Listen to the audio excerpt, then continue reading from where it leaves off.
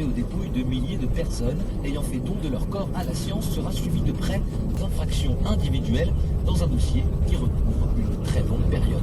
La rocade et puis Notre-Dame de Paris sera bien reconstruite à l'identique. Exit le geste architectural contemporain envisagé un temps. Emmanuel Macron a finalement tranché après une réunion de la Commission nationale du patrimoine et de l'architecture. 5h10 ici à Paris.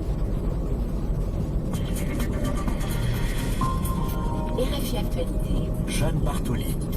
Et à suivre, 20 minutes d'infos, nous serons en Russie dans un instant où la communauté LGBT s'inquiète de la réforme de la Constitution adoptée il y a plus d'une semaine.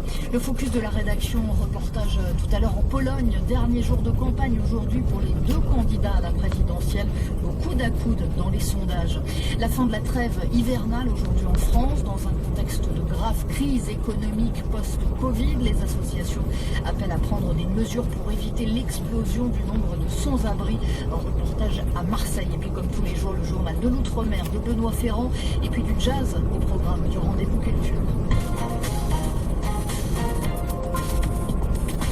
C'était il y a plus d'une semaine en Russie. La réforme de la Constitution était largement approuvée à plus de 77%. Elle ouvre la voie à deux nouveaux mandats sur le papier pour Vladimir Poutine. Mais elle prévoit également l'interdiction du mariage entre personnes de même sexe. Une très grande déception pour les couples LGBT. Certains envisagent désormais de se marier à l'étranger, mais aussi de quitter leur pays. Reportage de notre correspondant en Russie, Daniel Vallée. Ça fait 5 ans qu'on est ensemble et au début, elle ne voulait pas s'installer chez moi. Alors je me suis pointée avec une grosse valise et je lui ai dit tu mets tes affaires dedans et tu viens ou alors c'est moi qui te mets dans la valise et qui t'emporte. Assises côte à côte dans le salon de leur petit appartement, Vika et Valeria évoquent avec beaucoup de tendresse le début de leur relation. Ces deux jeunes femmes ont décidé de vivre ensemble malgré les difficultés et les discriminations encore très nombreuses en Russie à l'égard des couples LGBT. Discrimination gravée dans le marbre de la Constitution qui interdit désormais le mariage homosexuel. C'est tout simplement affreux, car les gens qui sont mariés ont des droits que nous n'aurons jamais. Et pour moi, c'est une très grande injustice. Cela veut dire qu'en tant que couple, nous n'avons aucune existence légale. Par exemple, si l'une de nous deux tombe malade et se retrouve à l'hôpital, l'autre ne pourra même pas lui rendre visite. En ajoutant cet amendement à la Constitution, Vladimir Poutine savait pertinemment qu'il serait soutenu par tous ceux en Russie qui défendent une vision traditionnelle de la société et de la famille, à l'instar d'Olga Lietkova, directrice de l'Association russe des comités de parents. Notre peuple a une histoire millénaire. Nous avons des traditions anciennes et la famille en Russie, c'est le mariage d'un homme et d'une femme. Nous voyons très négativement ce qui se passe dans d'autres pays. Et les gens ici veulent protéger la famille en tant qu'institution traditionnelle. Pour Vika et Valeria, les autorités russes ont utilisé ce discours sur les valeurs familiales pour faire passer une réforme dont le principal objectif est d'autoriser Vladimir Poutine à rester au pouvoir. Un calcul politique qui se fait au détriment des couples LGBT de Russie. C'est un bond en arrière et cela ne fera qu'empirer tant qu'il y aura de la propagande homophobe Vika et moi, nous espérons un jour avoir des enfants et nous voulons avoir une vie de famille normale. Nous voulons pouvoir amener nos enfants à l'école sans avoir peur qu'on nous les retire ou qu'ils soient bloqués du doigt. Comme d'autres couples d'homosexuels en Russie, Valeria et Vika ont décidé de se marier à l'étranger et elles espèrent le faire dans les prochains mois au Portugal. Mais en Russie, cette union n'aura aucune valeur juridique. Les deux jeunes femmes envisagent donc de s'installer à l'étranger dans un pays plus tolérant et qui respectera leur volonté de vivre ensemble. Daniel Valo, Moscou, RFI. Un reportage à Moscou à retrouver sur notre site rfi.fr. Place au focus de la rédaction, dernière journée de campagne aujourd'hui avant le second tour de l'élection présidentielle en Pologne. Ce sera dimanche, le suspense est à son comble. Les sondages donnent le chef de l'État sortant Andrzej Duda et le maire de Varsovie, Rafał Trzaskowski, au coude à coude. Ce dernier compte sur le report des voix de plusieurs candidats du premier tour. Le maire de Varsovie est arrivé en tête dans la plupart des grandes villes, comme à Cracovie, où l'opposition libérale se prend même à espérer en la victoire. Espoir mêlé d'inquiétude, comme a pu le constater sur place Anastasia Becchio, c'est le focus de la rédaction. Dans les couloirs de la plateforme civile de Cracovie, transformée en QG de campagne de Rafał Trzaskowski, l'activité passe au plan. Députés, sénateurs, volontaires se croisent entre deux déplacements sur le terrain auprès des électeurs. Krzysztof Kubon est le responsable de la section jeunesse du parti pour la région de Cracovie. Nous avons jusqu'à minuit pour convaincre les gens. Nous allons nous battre pour recueillir le plus de voix. Mais nous nous concentrons sur les petites villes et les villages, parce qu'à Cracovie, les gens n'ont pas besoin d'être convaincus. Dans les grandes villes, nous gagnons. Oui.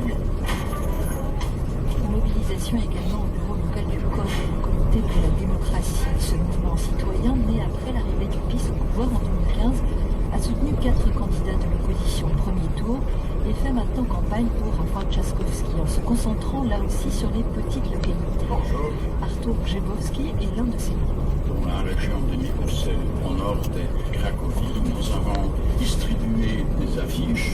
J'étais étonné parce qu'à Mirów, il y avait aussi dans le centre beaucoup plus des affiches de Trzaskowski que de Duda. Dans une petite ville de la province de Petit-Pologne, c'est la bastion de PiS. Des affiches de campagne du candidat de l'opposition de plus en plus présentes dans les petites localités, bastion du PiS et de sa politique sociale généreuse et ultra-conservatrice. Evelina Pittel, présidente de la section régionale du CODE, y voit une évolution des mentalités. Il y a encore un an, c'était très difficile de demander aux gens de poser des affiches chez eux. Parce que pour que le propriétaire d'une maison accepte cela, il fallait qu'il n'ait pas peur de dévoiler ses convictions politiques à ses voisins. C'est donc un changement important de mentalité. Dans la vieille ville de Cracovie, le visage de Rafał Trzaskowski s'affiche un peu partout, aux arrêts des trams, sur des vitrines, au balcon.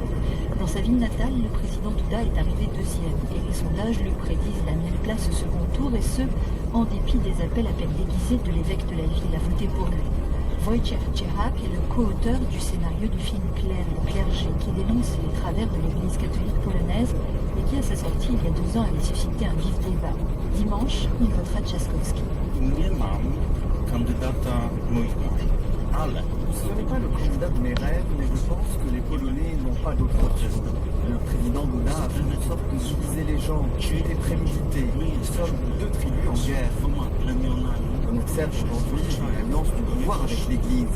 La politique du pouvoir actuel, je vois le cléricalisme et je vois un danger pour ma liberté. zagrożenie dla mojej wolności. Roman Gracik, ancien journaliste, notamment à Gazeta Wyborcza, aujourd'hui collaborateur d'une maison d'édition littéraire à Cracovie, espère voir arriver le changement, mais reste inquiet. Si M. Duda gagne et parti au pouvoir, et que la avance vers un régime qui n'est plus occidental, l'état de droit, c'est ça qui compte. Parce que l'état de droit, c'est aussi de la Pologne de notre truc. Ça arrange pour moi, peut-être pas pour la majorité. Si la majorité des Polonais pensaient que moi j'ai dit non, Trzaskowski, mais c'est pas évident. Au premier tour, Trzaskowski s'est imposé avec 38% des voix à Cracovie contre 32% pour le président sortant. Mais Andrzej Duda a remporté la région de la Petite Pologne avec 51% des suffrages. Anastasia Becchio, Cracovie, RFI. C'était le focus de la rédaction. En France, France. C'est aujourd'hui la fin de la trêve hivernale, une trêve des expulsions locatives qui intervient habituellement bien plus tôt, le 30 mars, mais elle avait été exceptionnellement prolongée de 3 mois en raison de l'état d'urgence sanitaire. Le gouvernement a prévenu les préfectures, pas d'expulsion sans relogement, mais les associations craignent de voir le nombre de sans-abri augmenter cet été. Illustration ce matin à Marseille où la situation se dégrade un peu plus chaque semaine. Un reportage signé Alexis Bédu. L'accueil de jour de la Fondation Abbé Pierre vient de rouvrir dans le 3e arrondissement, un des quartiers les plus pauvres de France. Plusieurs dizaines de sans-abri viennent s'y reposer, discuter en prenant un café. Mohamed, 56 ans, est arrivé d'Algérie il y a plusieurs années. Depuis une semaine, il a trouvé une place dans un foyer, mais lundi, il devra quitter sa chambre. Il faut que je quitte le lundi matin, ils appellent le 115. Ils peuvent me dire oui, comme ils peuvent me dire non, c'est c'est difficile, surtout pour quelqu'un qui a l'hypertension, il y a le diabète aussi, heureusement qu'on a la femme travail. Sinon, on est cuit. Le 115, le numéro de téléphone du SAMU social, n'est malheureusement plus très efficace pour trouver un hébergement d'urgence à Marseille. Dominique Hasbrook, responsable de l'accueil de la Fondation Abbé Pierre. Il n'y a plus aucune place d'hébergement d'urgence depuis des semaines et le 115 ne répondra pas plus pendant l'été. Donc une personne qui n'a pas excédé une mise à l'abri pendant la crise Covid à Marseille, elle est dehors et elle est dehors pour des semaines ou des mois sans aucune possibilité de solution. Bonjour, je suis Nabil, Marie. L'incendie de leur squat il y a un mois, ils dorment aujourd'hui dans 2 petites chambres d'hôtel, et seulement jusqu'au 30 juillet. J'ai peur d'expulsion de l'hôtel, j'ai peur d'expulsion de ici. Souvent, mes enfants sont intégrés ici, ils sont 2 ans à l'école. Tout le temps, nous sommes dehors. Seul, moi, je dors normal dehors, mais avec les enfants, c'est très dur. Avec ma famille, les enfants, c'est très dur comme ça. 1170 places d'hébergement d'urgence ont été ouvertes pendant le confinement. Mais désormais, Florent Houdemont, directeur de la Fondation Abbé Pierre à Marseille, craint une catastrophe. Avant même le confinement, on était dans une ville où on n'avait plus aucun logement. 100 000 personnes qui vivent en habitat indigne. Aujourd'hui, alors que le sans-abrisme augmente, qu'on a beaucoup de gens qui se retrouvent en impayé de loyer à cause de perte de ressources, etc., quelle solution de relogement on va pouvoir proposer à tous ces Marseillais? Aujourd'hui, vraiment, on est dans une situation où tout est asphyxié, on n'a plus de solution alors que la précarité explose. Sur la célèbre Canebière,